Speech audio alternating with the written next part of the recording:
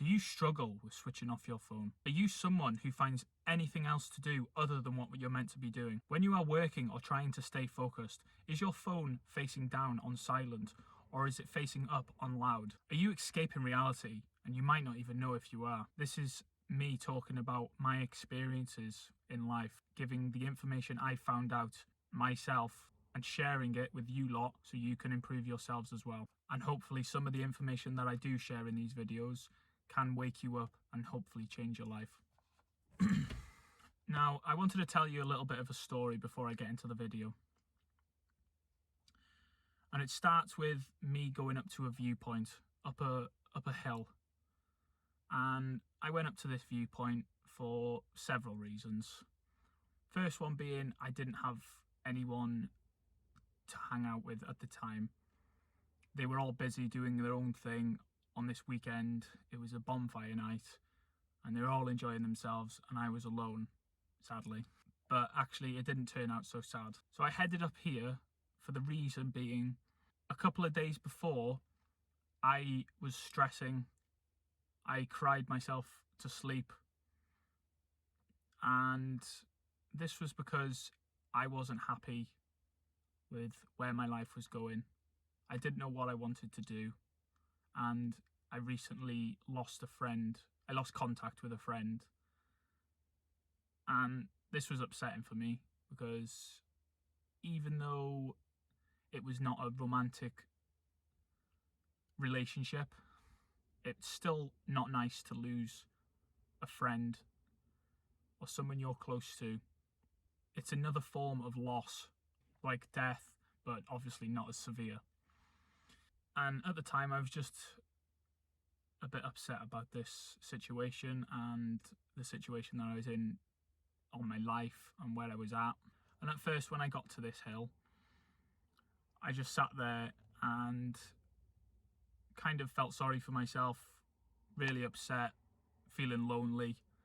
And I just remember sitting there and being like, oh, everyone's doing something. It's the weekend. I think it was a Saturday or a Sunday. And everyone was doing something and I wasn't. I was just on my own, chilling in my car. And it was weird because that went on for a good hour. And then after this hour of feeling upset and feeling sorry for myself, my mind just like went blank. Like all the things that I'd gone over and been sad about, they were just gone. And I was just lying there. My window was rolled down and my head was just lying on the side here. I had a blanket with me, I had a book, and I was just going to chill. My idea was to just chill on my own for this night, and which I did. After this hour of feeling sorry for myself and being upset, my mind just went clear and it was like I was meditating and it was so peaceful. The wind was just, there was no wind, hardly any wind. The sky was beautiful. The stars were out. The moon was out, glowing like I've never seen it before. And it was just a beautiful view, so peaceful, no one up there. And that environment that I was in cleared my mind because there was no distractions around me. My phone was off. I wasn't doing anything. I was just sitting there for 4 hours to clear my mind, de-stress, and think and go through my emotions and let myself just be with my emotions. I wasn't running from them. And so I was so happy at this point, I remember, because my mind was so clear so I could think clearly. And all week I've been worrying, being upset about this situation. And this was the only time where my mind just wasn't overworking of emotions and feeling sorry for myself. And I just had like this epiphany or dream. I had like this vision with my eyes open. I've never experienced anything like this before. And I just felt like I was dreaming, and I could just see what I wanted to do, where I wanted to go in life. I knew what I needed to do. For a long time, I've not known what I wanted to do. I was always back and forth with myself, struggling, trying different things but like I liked them, but I didn't like them enough to be able to make it a career. So This was like a really good big turning point for me, and I knew exactly what I wanted to do. And I stayed up there for a good 4 hours because my mind was just so clear. I could think of things just, it was just heavenly on how my mind was working. I felt so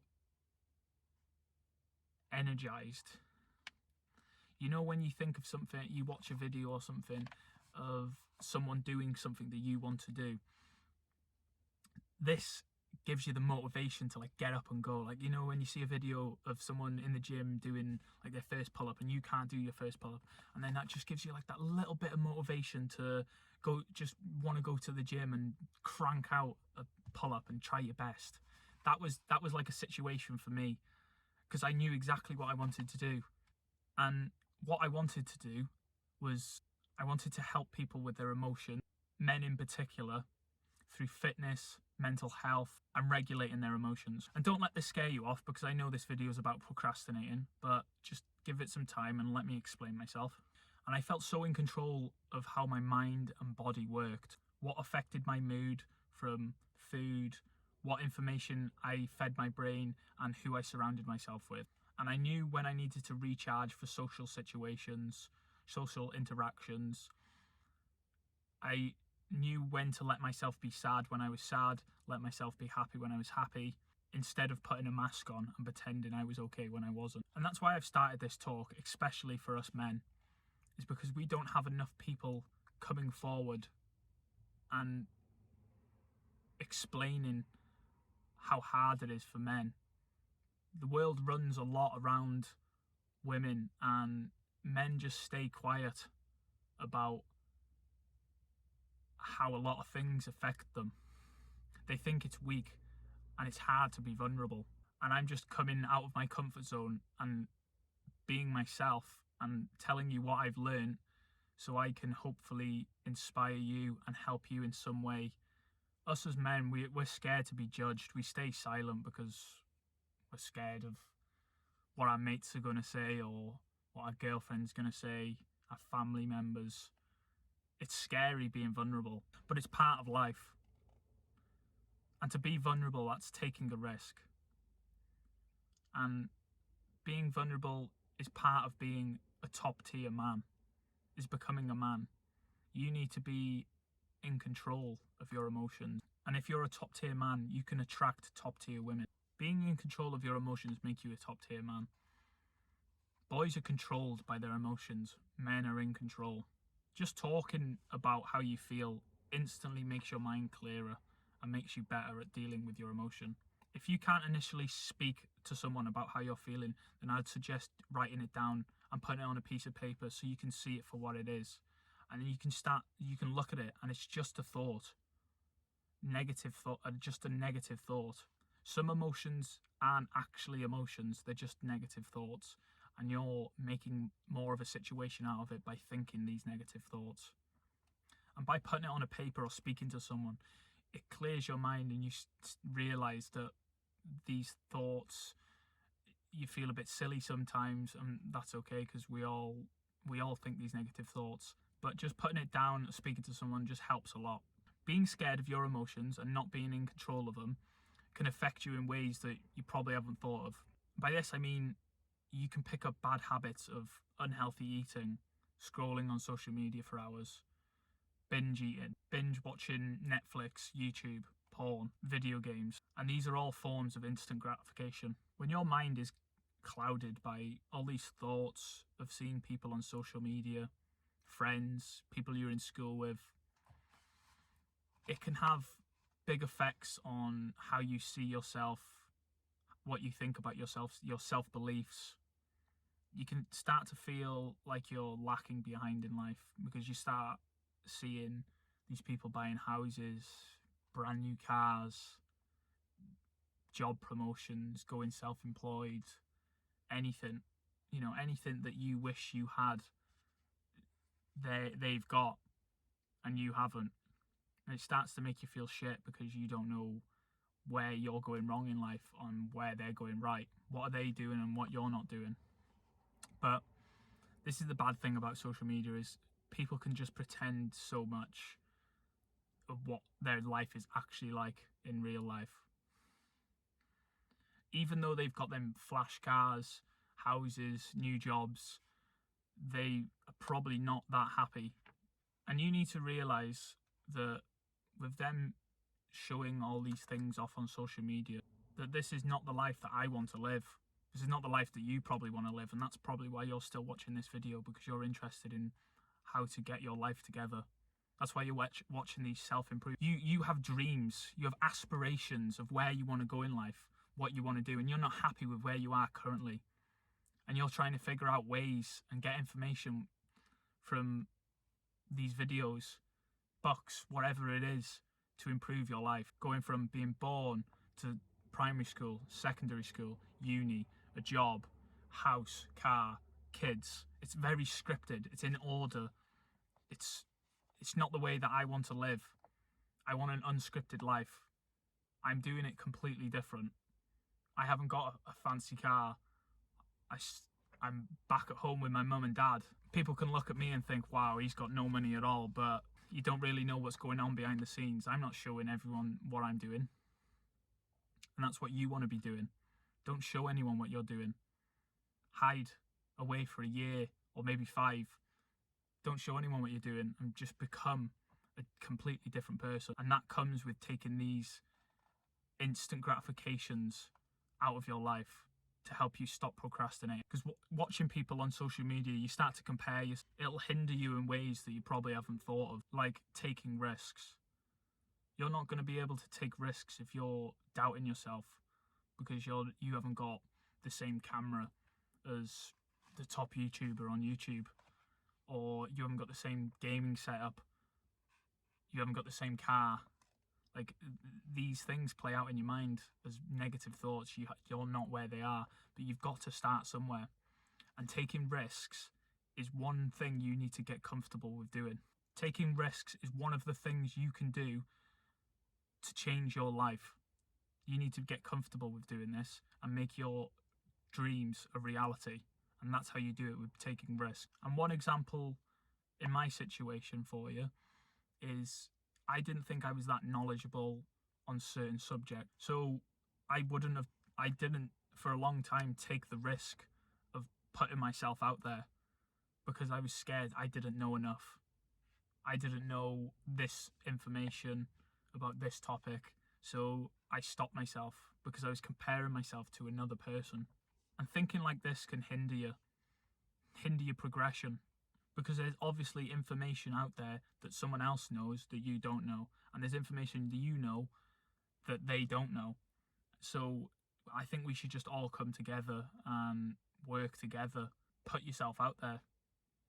Tell them the information that you do know, and you will teach people. There's plenty of information that you know that other people don't know, and that could be in any business or situation. And for me, it's self-improvement, fitness, nutrition, all that sort of stuff. This is the stuff that I know. This is the information that I know. So I'm talking about this. And you can only improve on your journey. Same in the gym. You've got to start somewhere. And at the beginning, you don't know how to lift weights. You can barely do some bicep curls. And this is the same in business situations or your new venture in life. You need to start somewhere, and you can improve by staying consistent and dedicated, have discipline, and making a routine for yourself. You need to start avoiding or cutting out instant gratification. It's stopping you from getting the life that you want. You need to be able to work hard and have discipline and make a routine, and this is called delayed gratification. And when I talk about instant gratification and delayed gratification, you need to be able to use it to your advantage, as in instant gratification. So by this I mean you need to be able to pair it with your delayed gratification. So, for example, if you're someone who goes to uni or does, a lot of typing, but you enjoy coffee, right? So the delayed gratification will be this work that you have to type out, this essay you have to type out. For me, scripts. I have to write out scripts. I like coffee, so I pair it with drinking coffee. I have 2 coffees while I'm doing my work, and that's a form of instant gratification and delayed gratification. And you need to pair these both together to help yourself in the delayed gratification, because delayed gratification can be very unfun and hard to stick to sometimes. And being able to pair it with instant gratification, it's like a treat, giving yourself a treat while you're doing the hard work, just to keep yourself going and motivated, make it more enjoyable. I will talk more on instant and delayed gratification in my next video, so stick around if you want to see that. For me, video games was the biggest problem that I had. I wanted to play all day long, as soon as I got up to as soon as I went to bed, to escape the reality that I was in. I would literally sit there with my brain off, gaming all day long, not wanting to think about anything to do with bills, papers that I had to sign, contracts that I had to sign, anything grown up to do. I didn't want to do it. I didn't want to grow up. And I was just constantly procrastinating, putting this work off, putting these papers I had to sign off, putting these bills I had to pay off. I didn't want to do it. And the more I did that, the more anxious and upset that I got. I would leave everything to last minute, stress myself out. And this probably sounds like a lot of people. I know a lot of people struggle with procrastinating. And don't get me wrong, I still procrastinate now. But it's about recognizing it when you're doing it, and then saying in your head, no, that's it, that's enough, and switching it off and just doing the work that you need to do so it doesn't get out of hand. Another thing, it's not social media, but it's still to do with on gaming and instant gratification and all that sort of stuff. And it's watching videos like TikToks of, 1 minute they're happy videos, 1 minute they're sad videos, and this just fries your dopamine receptor. And you need the right information going into your brain. Just like the way you feed your body with the right fuel, you need to feed your brain with the right type of content and information. And essentially put your brain on a diet plan. Cut out the rubbish, read books, meditate, have positive self-beliefs, and let negative people go out of your life. Negative people can have a big impact in your life. It's the environment that you're in, and the same with the situation that I said, the environment that I was in that moment, up that mountain, up that hill, just the environment that I was in instantly cleared my mind. And this is the same with the people that are in your life. They can have big impacts on how you think, what you do, and what you think about yourself. And I do like the quote, you are the average of the 5 people you spend your most time with. You need to build a little community or group of people that will have your back no matter what, in any situation, will support you through anything. And I'm talking about relationships as in romantic relationships or just friends, anything of the sort. And you need to take a step back and look at the people that are around you, and look at it as you were someone outside of the friendship, and be able to look at that person, say it's your best friend, and really ask yourself, is this person good for me? And I don't say you don't have to completely cut people out, because there will be people that you do want to keep in your life, but just spending a little less time with them and spending a little more time with people who are going to elevate you and help you progress in life.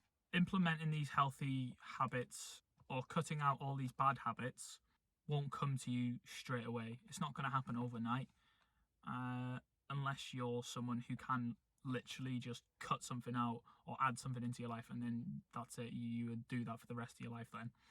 But for a lot of people, this will be hard, and you need to be able to form the habit, which is like 21 days of doing the same thing every day to form the habit.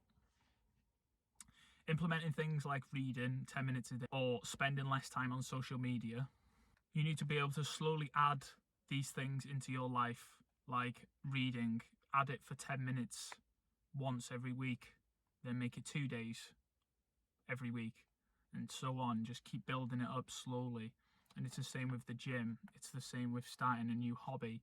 Just add it slowly into your life, and this will make the habit a lot more easier to get into.